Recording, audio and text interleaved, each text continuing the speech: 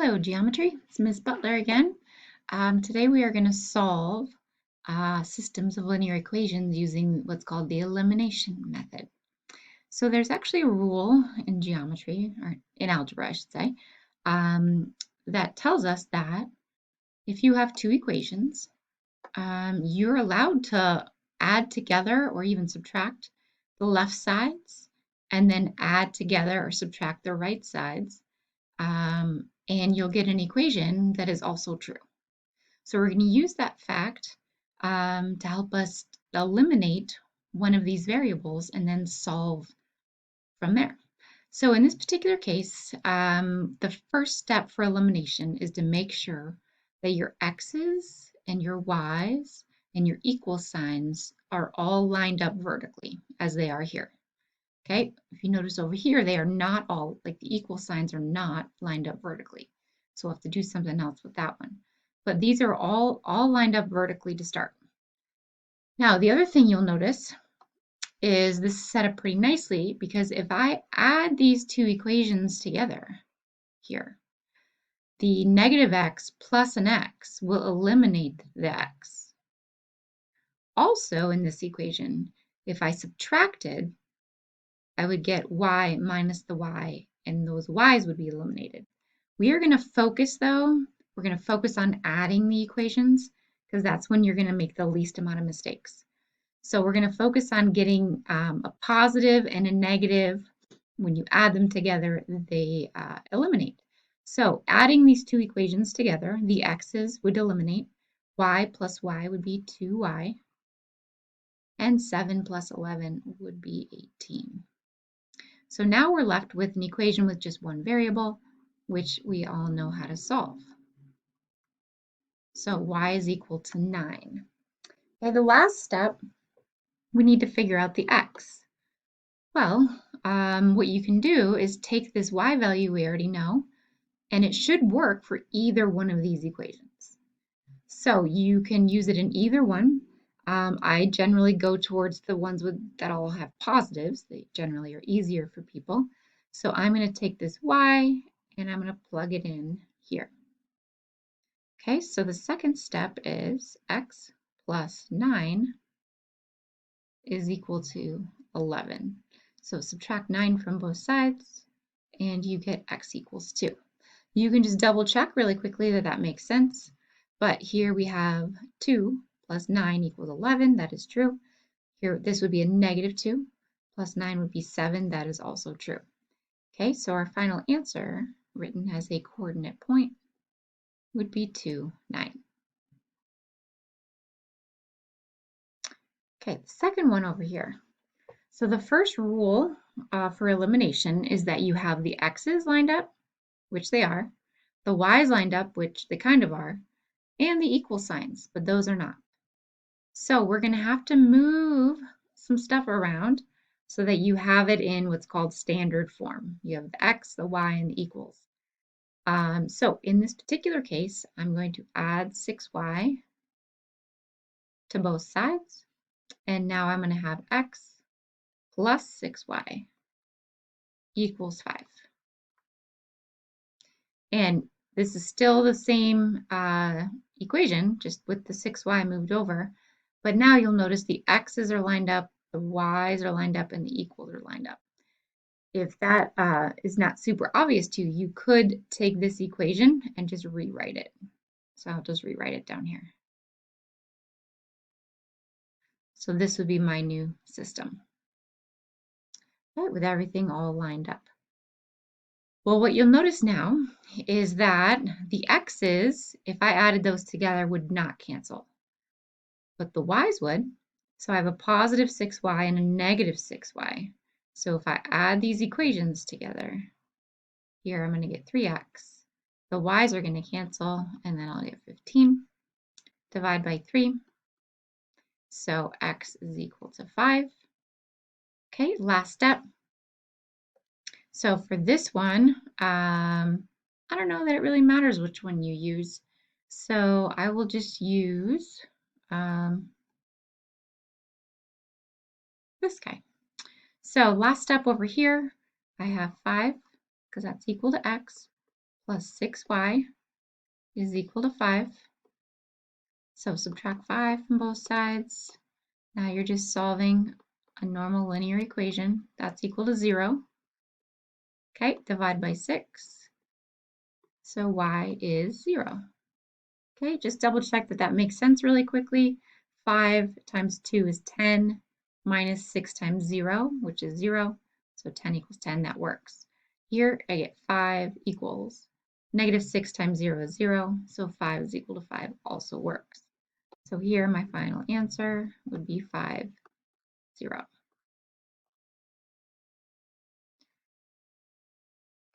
Okay, next one. So I want you to try that process yourself. So you're going to have, this is very similar to what we just did in example number 2. So pause and try this yourself. Okay, welcome back. So you'll notice the x's and the y's and the equals are not all lined up on top of each other. So I need to move this y over. So subtract y from both sides, and I end up with 5x minus y is equal to a negative 8. Be very, very careful that you keep the negatives. Okay, again, if you need to, you can rewrite that first equation underneath. And again, the y's here, you have a negative y and a positive y. Those are going to cancel if you add. We could also subtract in this case. That would get rid of the x's. But like I said, if you can at all times, just do it so they're adding the equations, you will make less mistakes. So I highly recommend that you do it that way. So here, the y's cancel. I get 10x equals negative 20. Divide by 10. So x equals a negative 2. Okay, to figure out the y, you can put this anywhere you'd like to. Maybe I will put it here. Okay, so here I'm going to have 5 times a negative 2 equals y minus 8. So that's going to be negative 10 equals y minus 8. Add 8 to both sides, and you get y equals negative 2. So my final answer is negative 2, negative 2. And again, you could plug in to make sure that works in both equations. Okay, number 4. Here, we have the x's lined up, we have the y's lined up, we have the equals lined up. So we're all set with that. Unfortunately, we don't have x values that match up. If I added these x values, they don't cancel. If I added these y values, they don't cancel. So now we have to do what's called multiplying or scaling up one of these equations. So the easiest place to do that is if you have like a plain y, because I can make that a 3 pretty easily by multiplying by 3. The only thing you have to remember is that you have to multiply the entire equation by that number. So not just the y, but the entire thing. So you distribute. So 3 times 3x is 9x. That would be a negative 3y. And then negative 8 times 3 is negative 24. So with multiplying through here, now you can see if I add the equations, the y's will eliminate. So add the equations. I have a positive y, 3y, and a negative 3y. Those cancel. Here I'm going to get 7x when you add those together. And then here, you're going to get negative 35. Divide by 7. X equals a negative 5. Okay, now we're going to plug back in to figure out the y. Again, you can do that wherever you'd like to, but I'm going to do it in this equation. So here I get 3 times negative 5 minus y equals a negative 8. So that's negative 15 minus y equals negative 8. Moving some stuff around here, so I'm going to add 15. So I get negative y is equal to a positive 7, but then you'd have to divide by a negative. So y is actually a negative 7. Okay, again, you can check by plugging those two values into your equations, but they should both work. Okay, try it yourself. Number 5. Same thing that we just did in example 4. Okay, welcome back. So again, we have our x's, our y's, and our equals all lined up to start. The y's do not match up to cancel. The x's do not match up to cancel. But this guy right here would be pretty easy to match up if I multiply by 2. So then I get 2x minus 6y equals a negative 6. Okay, that first equation with this third equation, again, you could rewrite it here if that helps you stay organized. But we are going to add these equations so that the x's disappear. 7y minus 6y is just y, and then 10 minus the 6, or negative 6 plus 10, you could say either way, is equal to 4. Okay, take the 4, plug it into an equation, doesn't matter which one, maybe I'll just do this one this time. So I get negative 2x plus 7 times 4 equals 10. So negative 2x plus 28 equals 10. Subtract 28. And you get negative, excuse me, negative 2x. And then that's negative 18. Divide by negative 2 and you get x equals 9. And so you could, again, try those in the equations, but point would be 9, 4. Okay, last kind is the hardest kind. So here, again, checking the x's are lined up, the y's are lined up, the equals are lined up. The x values would not cancel if I added. The y's values would not cancel if I added. So now I have to multiply. But in this case, there's not an easy way to multiply. So we actually have to multiply both equations. This is the hardest version. So I'm going to multiply each of these so I get either the x's or the y's to match. And it doesn't matter which one you do, but you do want one positive and one negative so that you can add them together.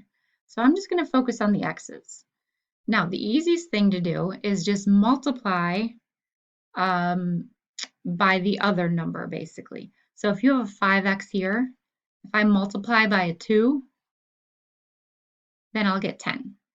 I have the negative 2 down here. If I multiply by a 5, then I'll get 10. Then these will match with opposite.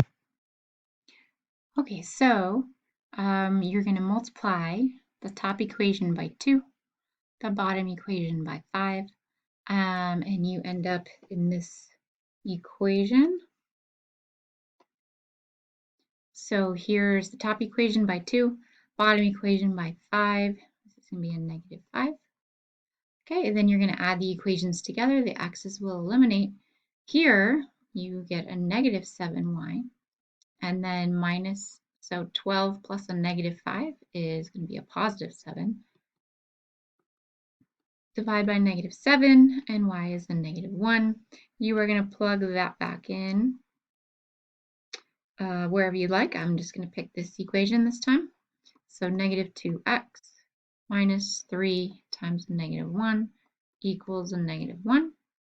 So negative 2x plus 3 equals negative 1, negative 2x.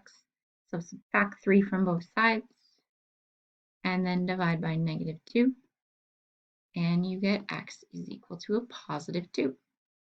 Again, you should check to make sure that those work in both equations. And I think they do in this case. So if you plugged in 2 here, you get 10, and then plus a negative 4 is 6, that works.